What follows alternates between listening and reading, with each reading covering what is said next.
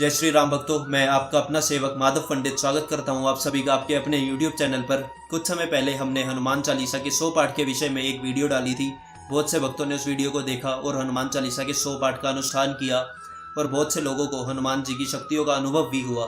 बहुत से भक्तों ने हमें इंस्टाग्राम पर मैसेज किया कैसे उन्हें हनुमान जी की शक्तियों का अनुभव हुआ। परंतु बहुत से भक्त हमसे पूछ रहे थे, माधव भैया क्या आपको भी हनुमान जी की शक्ति का अनुभव हुआ है? क्या आपने कभी हनुमान जी की शक्ति का अनुभव किया है? तो आज मैं अपना अनुभव मैं आपको बताता हूँ कैसे हनुमान जी की शक्तियों का मैंने अनुभव किया। वैसे तो छोटे मोटे अनुभव तो होते ही रहते हैं और हनुमान जी मेरे साथ है, यह अनुभव तो हमेशा साथ रहता है कि हनुमान जी मेरे साथ ही हैं। मैं कहीं पर भी जाता हूँ, मेरे प्रभु मेरे से पहले वहाँ पर होते हैं।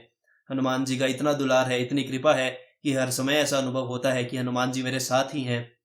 परंतु फिर भी एक बहुत ही बड़ा अनुभव, कैसे हनुमान जी ने मुझ पर कृपा की, कैसे मैंने हनुमान चालीसा के 100 पाठ का अनुष्ठान किया और हनुमान जी ने मुझ पर कृपा की।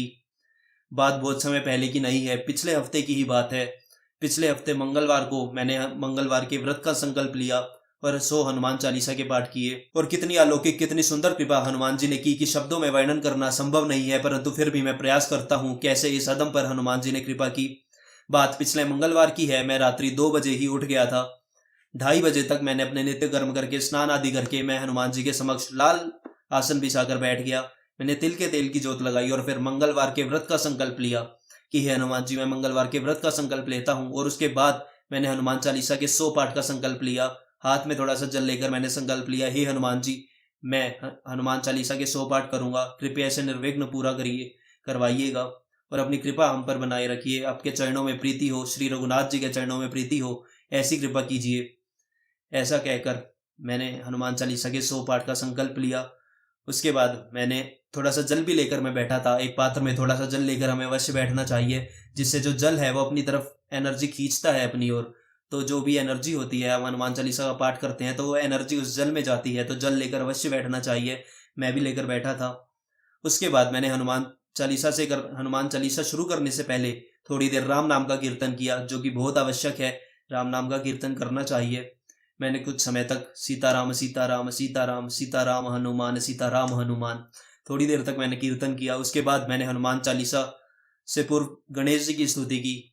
उसके बाद हनुमान चालीसा मैंने शुरू करी, श्री गुरु चरण सरोज रज।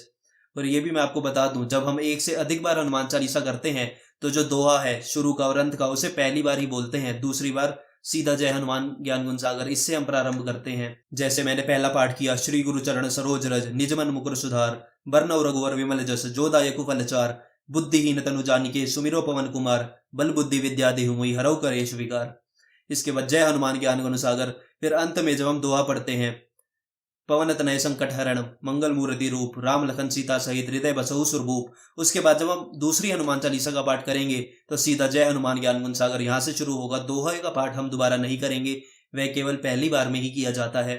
तो इस प्रकार मैंने 100 हनुमान चालीसा का पाठ पूरा किया। उसके बाद मैंने फिर हनुमान जी की आरती की। उसके बाद मैंने थोड़ा सा नाम कीर्तन दोबारा किया, सीताराम सीताराम सीताराम सीताराम, ऐसे थोड़ा नाम कीर्तन मैंने किया। उसके बाद मैं हर मंगलवार को हनुमान जी के मंदिर में जाता हूँ। प्राचीन हनुमान मंदिर है हमारे यहाँ पर कनाट प्लेस में, जिसमें स्वयंभू हनुमान जी हैं। तो हर मंगलवार को मैं वहाँ पर जाता हूँ। तो मैं 2:30 बजे पाठ करने बैठा था और 5 बजने में कुछ 5-10 मिनट थे जब मेरे पाठ पूर्ण हो गए, 100 पाठ मैंने कर लिए। उसके बाद मैं हनुमान मंदिर जाने के लिए निकल गया 5 बजे। फिर वहाँ से आया मैं 6:30 बजे तक हनुमान जी के दर्शन करके मैं वापस घर आया। उसके बाद अपने कार्यों में लग गया, जो भी दिनचर्या के मेरे कार्य होते हैं। क्योंकि उस दिन मैं मंगलवार को 2 बजे उठ गया था और उससे पिछली रात्रि, पहले वाली रात को यानी सोमवार की रात को भी मैं सोया नहीं था ठीक से, कुछ 1-2 घंटे ही सोया था क्योंकि काम इतना रहता है कि सो नहीं पाया। तो इसलिए मैं दिन में थोड़ी देर लेट गया। थोड़ी देर मैंने विश्राम करने की सोची और मेरे मन में ऐसा विचार आया कि हे हनुमान जी, मैं लोगों को बताता हूँ कि कैसे आपकी पूजा की जाए, कैसे आपकी आराधना की जाए कि वो सफल हो, कैसे आप लोगों की सुनते हैं। लोग मुझसे पूछते हैं कि मैंने इस प्रकार आराधना की, क्या हनुमान जी ने मेरी सुनी होगी? परंतु मुझे कैसे पता चलेगा कि मेरी आराधना सफल हुई, मेरी प्रार्थना आप तक पहुंची? तो ऐसा सोचकर, ऐसा विचार करके मैं सोने से पहले मैंने हनुमान जी से कहा कि प्रभु, यदि आप मेरी प्रार्थना आप तक पहुंची हो तो कृपया करके मुझे स्वप्न में दर्शन दीजिएगा। ऐसा मैंने सोने से पहले अपने मन में सोचा, मन में प्रभु से कहा कि प्रभु दर्शन मुझे दीजिएगा यदि मेरी प्रार्थना आप तक पहुंच गई हो तो। उसके बाद हम सो गए। फिर स्वप्न में, अब बात करते हैं अनुभव की। अनुभव क्या हुआ मेरे को, स्वप्न में मैंने देखा कि मैं श्री अयोध्या धाम में पहुंच गया और सबसे पहले श्री हनुमानगढ़ी के सामने मैं खड़ा हुआ। अंदर गया, मैंने हनुमान जी के दर्शन किए। और अनुभव केवल इतना नहीं कि श्री हनुमानगढ़ी में के मैंने दर्शन किए, अभी तो शुरुआत है। अनुभव कितना अद्भुत अनुभव, कितनी अद्भुत कृपा इस अदम पर, कैसी कृपा बालाजी ने की। अंत तक यदि आप सुनेंगे, अंत तक आप सुन के देखिए कैसी कृपा इस अदम पर। कहीं से कहीं तक ऐसे आचरण नहीं कि हनुमान जी ऐसी कृपा करे। वो तो हनुमान जी ही इतने करुणामयी हैं कि कृपा वे करते हैं अपने भक्तों पर। नहीं तो मेरे कहीं से ऐसे आचरण नहीं कि हनुमान जी ऐसी कृपा करें। परंतु जैसे कि मैंने बताया, सबसे पहले हनुमानगढ़ी के दर्शन। फिर ऐसे लगा जैसे विश्व के जितने भी हनुमान जी के मंदिर है, जितने भी स्वयंभू हनुमान जी हैं, स्वयंभू हनुमान जी जितने भी हैं, सब एक साथ आकर जुड़ गए हो। और जैसे हम हनुमानगढ़ी से बाहर निकले दूसरे हनुमान मंदिर में, फिर निकले तीसरे हनुमान मंदिर में, जैसे हनुमानगढ़ी, संकट मोचन हनुमान और कष्टभंजन हनुमान जो है, सालासर हनुमान, मेहंदीपुर के बालाजी, सालासर बालाजी, सारे मंदिर ऐसा लगा कि एक सीध में आकर जुड़ गए हो। और मैं एक के बाद एक सारे हनुमान जी के दर्शन कर रहा हूँ। और ऐसा लग रहा है कि हनुमान जी स्वयं बैठे हैं, कोई प्रतिमा नहीं, कुछ नहीं, ऐसा लग रहा है कि स्वयं बैठे हैं। अब अनुभव केवल इतना भी नहीं है, अभी और सुनिए। बहुत ही कृपा की हनुमान जी महाराज ने। उसके बाद से अरे ऐसा लगा कि पूरे विश्व के एक, बहुत ही जल्दी, जैसे मैं आपको कैसे बताऊं कि एक मंदिर से निकले दूसरे में, दूसरे से निकले तीसरे में, ऐसे एक साथ ऐसा लगा कि विश्व के हर मंदिर में जहाँ पर भी स्वयंभू हनुमान जी है, हर मंदिर के दर्शन मैंने कर लिए हों। ऐसी कृपा हनुमान जी ने की। उसके बाद भी अनुभव समाप्त नहीं हुआ। हनुमान जी एक संत के वेश में आए। जैसे रामायण में श्री राम और लक्ष्मण जी से पहली बार हनुमान जी ने भेंट की तो ब्राह्मण के वेश में की थी, वैसे ही हनुमान जी एक संत के वेश में आए। और कैसे हनुमान जी ने अपनी गोद में मुझे बिठा लिया, अपनी गोद में बिठाकर हनुमान जी ने दुलार किया। जैसे एक माता अपने पुत्र को दुलार करती है गोद में बिठाकर, ऐसे हनुमान जी, इतनी इतनी करुणा, इतनी कृपा, ऐसे हनुमान जी ने अपनी गोद में बिठाकर मुझे दुलार किया। मैं फिर कहता हूँ, मेरे आचरण कहीं से भी ऐसे नहीं है कि हनुमान जी की इतनी कृपा प्राप्त हो। परंतु इतने करुणामयी हनुमान जी, इतनी कृपा अपने भक्तों पर हनुमान जी बरसाते हैं। जितना प्रेम हम करते हैं उससे अधिक प्रेम हनुमान जी हमसे करते हैं। इसलिए ऐसे अधम को, मुझ जैसे अधम को अपनी गोद में बिठाकर ऐसे दुलार किया। अब क्या बताएं हनुमान जी के दुलार के बारे में। ऐसे दुलार किया हनुमान जी ने कि शब्दों में वर्णन नहीं किया जा सकता। माता की ममता भी कम पड़ जाए ऐसा दुलार। और अब यदि आप हमसे पूछे कैसा, तो यदि आप किसी ने रसगुल्ला खाए कोई और आप उनसे पूछे कि कैसा लगा, तो कहा हाँ बढ़िया लगा। कि स्वाद कैसा था, कि मीठा था, कितना मीठा, बहुत मीठा। फिर भी कितना मीठा, तो तीसरा जवाब आएगा कि खा के देख लो, चक्कर देख लो। तो वही वाली बात है कि बता ही नहीं जा सकता कि कितनी कृपा, कितनी हनुमान जी की दया दृष्टि, ये बताया नहीं जा सकता कि कैसा अनुभव होता है। ये तो जब आप खुद आप अनुभव करेंगे तभी आपको पता लगेगा। ऐसा दुलार कि मैं शब्दों में बयान कर ही नहीं सकता, शब्दों में वर्णन किया ही नहीं जा सकता। ऐसा दुलार बालाजी ने किया।